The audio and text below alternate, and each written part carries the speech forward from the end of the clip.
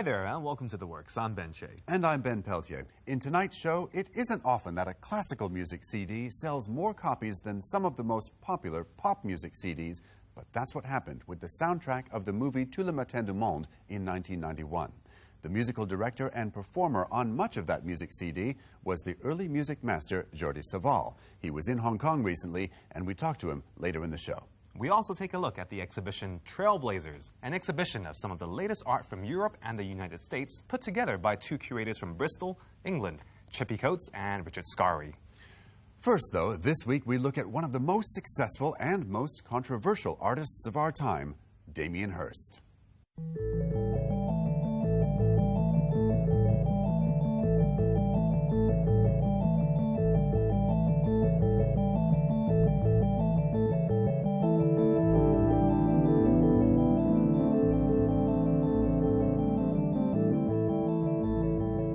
You've got to give people more than they bring to the table. People have got to walk away from any artwork with more than they walked up to it with. So I think you've got to, it's got to be generous in some way. But you can disturb and you can disturb somebody, but give them something back. So it's, for me, it's always been really about the nature of art and the way that can happen. Damien Hirst. He's one of the most controversial artists of our times. He's certainly one of the most financially successful. His net worth has been estimated as around $300 million. His works are revered by some, ridiculed by others. Many say his critics aren't even created by his own hand. So what does make him important? I think he deals with the big subjects, which resonate across the board with any sentient human being. What is the meaning of life? What is it that we're on Earth for? And what about the inevitability of death? How do we confront that? I mean, he said it from very early age. He had a terror of death. And that is something that is conveyed in his art, sometimes in very aggressive or powerful or visceral ways, sometimes in very thoughtful or poetic ways. In February, White Cube opened the exhibition Entomology Cabinets and Paintings, Scalpel blade paintings and colour charts at its Hong Kong gallery. It will run until the 4th of May and includes some of Hirst's most recent series of works. There's the entomological cabinets and paintings. So there are the cabinets and onto canvas of bugs, insects, spiders, butterflies and so on, which have all sorts of resonance in both his work and in Western art too. Then there are the Scalpel paintings, and then there are the colour chart paintings. The colour chart paintings are quite interesting because they're found colour charts. The colour charts are part of one strand of Hirst's work, a more abstract and formal strand. Like the dot paintings, they don't represent anything in particular. These and the works that focus more clearly on ideas of life and death could almost be the works of two different artists. They seem worlds apart, but there are connections. At a first glance, many of the Scalpel paintings in the exhibition, for instance, are just highly symmetrical, abstract patterns. Many look Middle Eastern or Islamic. Other Scalpel paintings return to the subject matter of bugs. Later, even with the Scalpels, he began to use colour and move away from the more symmetrical images. But it's when you look closer and focus on the Scalpel blades themselves that another layer of meaning appears. On one level, pattern. On the other, an instrument of science or dissection, an instrument that can make the difference between life and death. The scalpels relate to the medicine cabinets. They're a medical implement. Damien has often been accused, and I think he would plead guilty to a certain extent, of wanting to get under people's skin, metaphorically. Literally the way you get under people's skin is with scalpels. And also there's been this cliche, I think, it's become a cliche in the last 10, 15 years, about cutting-edge art. I think the Scalpel paintings are cutting-edge art on every level, and I think Damien Hirst is playing with that idea. The third strand of Hirst's work in the current exhibition are images composed of insects. Some are paintings, where the insects are stuck on canvas or into paint.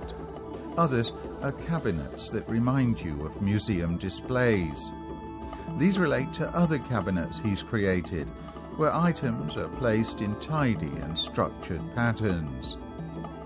In these cabinet works, images of medicine or mortality, of life and death, have a symmetry and order similar to that of the spot paintings.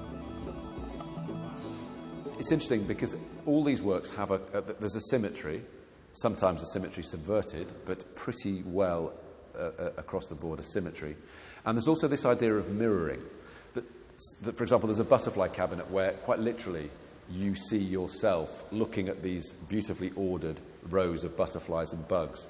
And actually, in a lot of his work, like one of his great artistic heroes, Francis Bacon, there is a reflection that you always see when you look at a glass Damien Hirst painting or cabinet, where you see a trace or an image of yourself.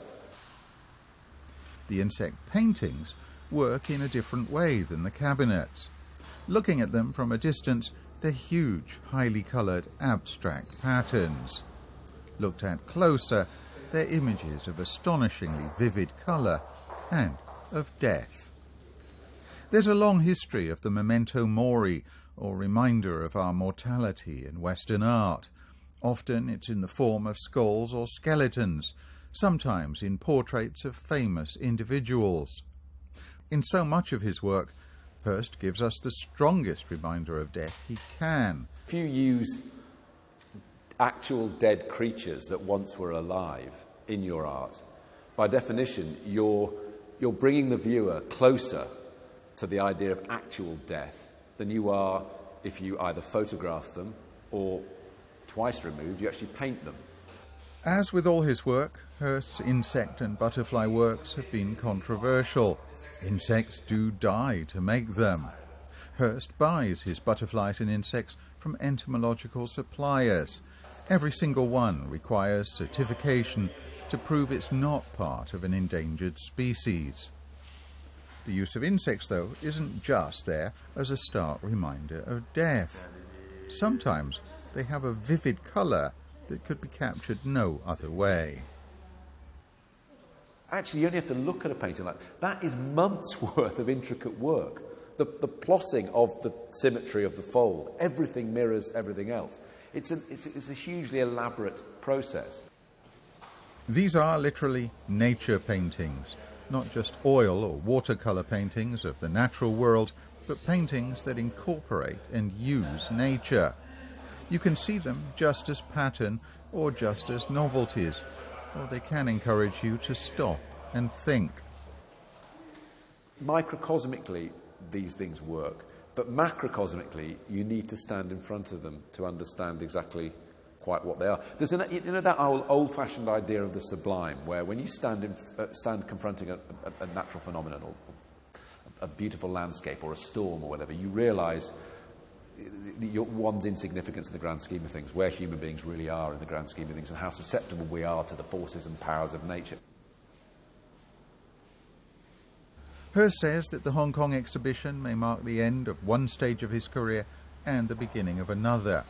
Tim Marlowe says that one reason he couldn't be here for the exhibition opening is that he's currently in his studio working on a new series, perhaps a return to more traditional paintings.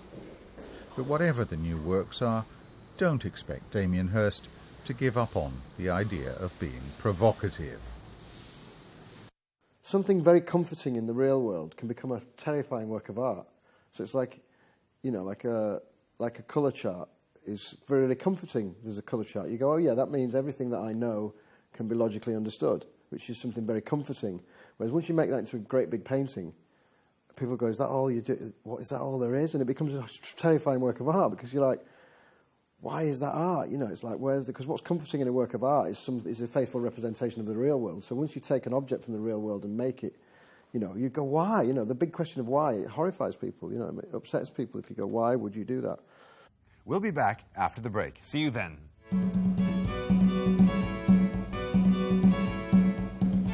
Welcome back. Curators and art exhibitors Chippy Coates and Richard Scarry, based in Bristol, England, have been blogging about art and artists who inspire them since 2009. Within a couple of years, the fan base for the blog grew, so they started to sell and show artworks.